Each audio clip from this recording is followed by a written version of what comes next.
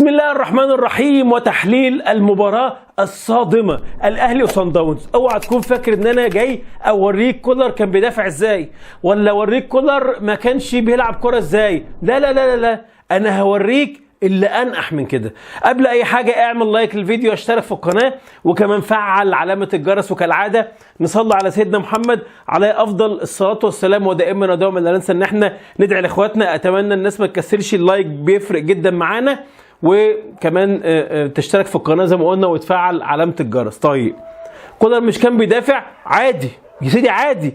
دفاع صرف؟ ايوه عادي برضو، مش مشكلتنا. وكان عقيم يا سيدي، اسمع كلامي، عادي. ما بيلعبش كوره، كل ده عادي. تخيل انك ممكن تعمل الكلام ده كله، بس مش ممكن تكون تعمل هذا الكلام. انت بتلعب 3-4-3، فبالتالي وانت على ارضك وانت نازل تكسب وانت نازل، مش كل الكلام ده كله الطبيعي بتعمل ايه وانت بتطلع بالكوره وانت الكوره معاك. انا مش بكلم وانت في حاله دفاعيه، دفاع صرف وخليك عقيم، بس الكوره معايا. هم انا مطلع الاثنين دول لفوق كده اهو، اللي هو العش محمد هاني، والدفاع ده يفتح كده واطلع بالكرة على الناس المدافعين الاثنين دول. فالراجل الطرف ده لما يفتح لقدام، يا اما هياخد مساحه يكسر بيها خط من الخطوط فيستلم الكرة، او انه هيسحب واحد معاه من سان داونز فيفضي مساحه للجناح او وسط الملعب يستلم. فبالتالي يبقى كل واحد بيستلم عنده بعد لقدام. ده يا جماعه مفروغ منه. كولر كان بيعمل ايه وانت بتطلع بالكوره والهجمه والكوره معاه، الثلاثه ضامين والاثنين الاطراف لازقين في الدفاع برضه. انت عارف ده معناه ايه؟ يجي يطلع مدافعين بالكوره يقوموا مسلمين لهاني او العيش، اول ما يستلم الكوره هو تحت الضغط مباشره، لانه ما استلمش، ما اتحركش عشان يكسر الخط، هو بقى يستلم تحت رقابه وخطوط سان داونز. فاول ما يستلم يتضغط عليه. تبص تجمد اللقطه، تبص تلاقي ان في 5 و2 ادي 7 لعيبه هم في وضع ما يستلموش منه. 3/4 الفريق بسبب تراجعه ما يستلمش الكره منه. ثم اللي هيستلم الكره لمين؟ يتبقى الجناح بس اللي قدامه هنا، او الجناح اللي قدامه هنا فقط، لان في 7 لعيبه او 6 غيره محجوزين. فعشان يطلع الكره اصبح مستحيل. فيرجع بالكره تاني يطلع. يعني حتى الاطراف اللي عندك اللي هي في 3-4-3 بتكون متحرره، انت كتفتها، انت وضعتها تحت الضغط بشكل مستمر. وانا هنا بتكلم عن حاله والكره معايا، دافع ونام وهتقربك البلد واعمل كل اللي انت عاوزه، بس انت معاك الكوره في شكل محترم. تبص اهي، ودي لقطه مزدوجه من اليمين والشمال، هتلاقي اشرف داري والمدافعين، وتلاقي العيش لازق مع اشرف داري.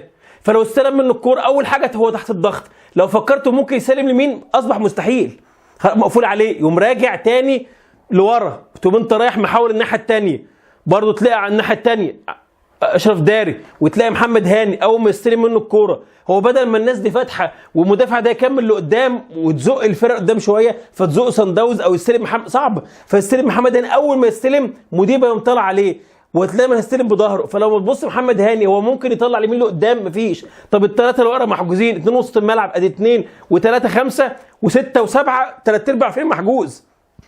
فيقوم عامل ايه؟ يقوم راجع لورا، تقوم انت دي نفس اللعبه، قوم رايح محاول من هناك تاني، برضه هتلاقي ياسر ابراهيم والعيش لازقين مع بعض، مفيش حد، الاطراف مش متحرر قدام، فيستلم الكوره فيحصل ايه؟ تحت الضغط.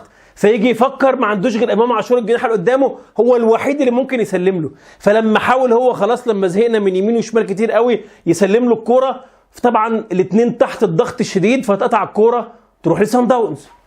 حتى اطرافك انت فقدتها. شوف هنا مثلا تلاقي برضو ال3 مدافعين، شوف برضو تلاقي اشرف داري، العيش هو اللي ينزل له عشان يستلم من اشرف داري، المفروض يبقى ده فاتح لقدام كده، اللي مثلا في اللقطه دي يبقى ده فاتح قدام، وده اللي يستلم من هنا، المدافع الثالث هنا. لكن انت مثبت 3 في العمق، حتى على ملعبك خايف تفرغهم شويه عن بعض، فترجع الطرف العيش اللي عاوز يتحرر يستلم تحت الضغط.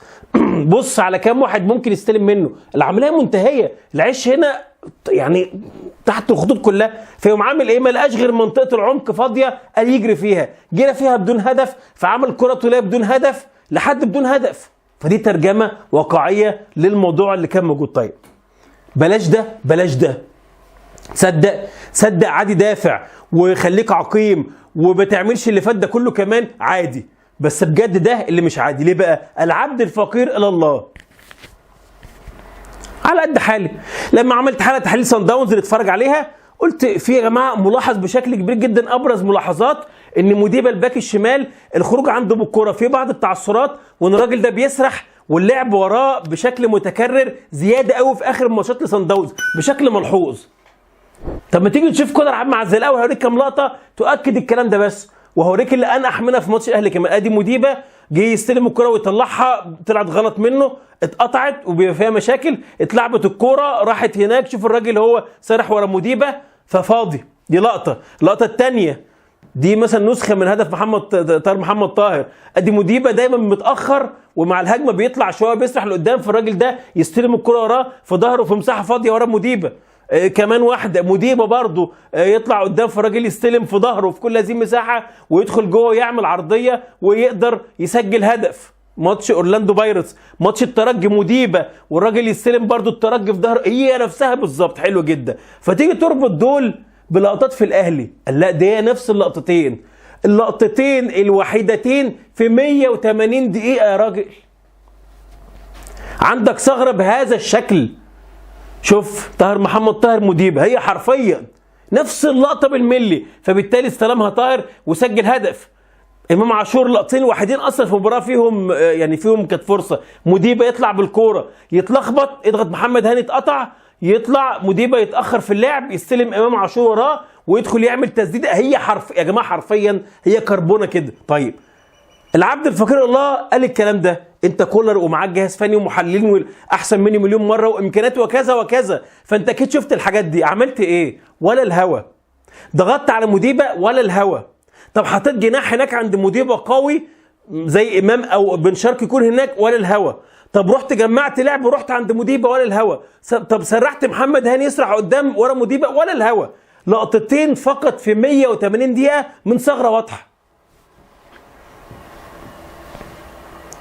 تاني دافع يا باشا، عقيم، خليك عقيم. يعني بص اعمل كل موبقات كرة القدم، بس انا وانا بدافع والناس مش طايقاني، بس في ثغره بقوم انا عامل لعب هناك عشان استغل الثغره دي زي ما عرفت استغلها مثلا هنا وبلعب عليها، يبقى اسمي حتى انا وحش قوي بس انا يا جماعه ذكي، بس انا بشتغل فبلعب على ثغره. لكن حتى الثغره الموجوده اللي هو اي حد يذاكرها فيشوفها، انت حتى لما لعبت لقطتين بس في 180 دقيقه لعبتهم بشكل كده صدفه. كرة كانت مع سان داونز اتقطعت جت الاهلي بصدفه وما عملتش اي حاجه عشان ممكن تستغلها بشكل اكبر. عشان كده قلت لك في المقدمه هقول لك اللي انقح من انك تعمل ناحيه دفاعيه. طب من الحاجات برضو الكوارث برضو الغريبه اللي انا فعلا مش قادر افهمها، ازاي على ملعبك تعمل كده؟ بره ملعبك ممكن يعني ان انا ادي اوامر للشناوي الكره من عنده العب الكره الطوليه. يا جماعه انت عارف الكره الطوليه دي راحت فين؟ هوريك المنظر دلوقتي كده. 2 وسط ملعب كبير ومسافه كبيره بينه وبين وسط الملعب اللي هو ما عندكش اي فرصه انك تاخد الكره الثانيه فيها. هو بس ازاي انا على ملعبي وانا اللي عاوز افوز، ده كانت 0-0 لسه وسط جمهوري، وعندي ان انا اغامر بالكوره وافقدها بالكره الطوليه الساذجه دي. ده انا على ملعبي الكره بتبقى في رجليا عزيزه ما بفرطش فيها، فالعب كرات طوليه على ولا حاجه. طب انا بفرط فيها ازاي كده؟ يعني ازاي؟ ده حتى يعني واحد يخجل يعملها ولا ملعبه. بره ملعبه ممكن بتعمل كرات عبيطه ساذجه، عايز ممكن تلطش منها انفراد مثلا ما بتفرقش معاك، ضاعت مش مشكله، بس على الارض اعمل كده. لقطه ثانيه طبعا جحد صن داونز، لقطه ثانيه محمد الشناوي معاك كوره انزل بقى ارمي على الارض وابني، طبعا دي تعليمات كولر. طب انا عاوز امسك كوره لسه ده الشوط الاول وده 42 لسه بدري يا جماعه، تقوم تعمل ايه؟ كره طوليه تقوم رايحه لصن داونز في ثانيه. فازاي انا يعني برضو دافع وخليك عقيم واعمل كل حاجه وحشه، بس الكوره معايا هيبقى عندي ايه؟ شويه ذكاء ان انا العب على الثغرات، شويه ذكاء ان انا ما افقدش الكوره، العب على الارض ان انا ما اخليش الكوره اضيعها مني بهذه السهوله. دي من الحاجات يعني عشان كده بقول لك حاجات هي انقح مليون مره من الناحيه الدفاعيه، حاجات غريبه. يعني فكره ناحيه دفاعيه دفعت ليه عملت ايه مفهومه، عاوز يلعب بنفس سيناريو الذهاب، يعني حتى لو هي حاجه وحشه قوي بس هي فنيا مفهومه فيها منطق. لكن الحاجات دي اللي الصراحه ما فيهاش منطق. واخيرا طبعا هذا المشهد مرفوض، المفروض مليون في المية. بس انا الغريب اللي شفت ناس كله بيتكلم رافضينه من منطلق ان كولر حقق بطولات مع الاهلي كتير. ايه يا جماعه علاقه البطولات؟ يعني هو ما حققش بطولات نحدفه بالازاز عادي؟ ده عشان انسان، ده راجل حاجه و60 سنه، احتراما لسنه، احتراما لاي انسان ما ينفعش اصلا. بعيد ما تقوليش كلمه بطولات كلمه مستفزه. بس هي المشكله ان انا بقولها دايما يعني، انا مقتنع بيها وهي حاجه قاسيه جدا يعني. في كره القدم دلوقتي من كام سنه الناس اول ما تشجع بتنسى اي معايير اخلاقيه او مجتمعيه او دينيه، والبعض بيتعامل وللاسف بعض كتير مع الكوره كانها هي قطعه منفصله عن الحياه.